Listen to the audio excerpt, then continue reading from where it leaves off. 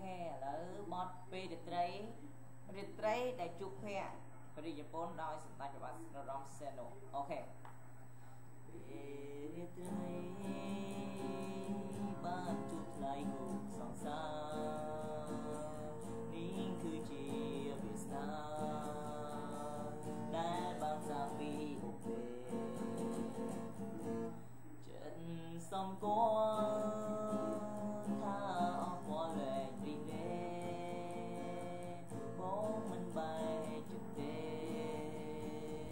វាមេចូលចងចាំ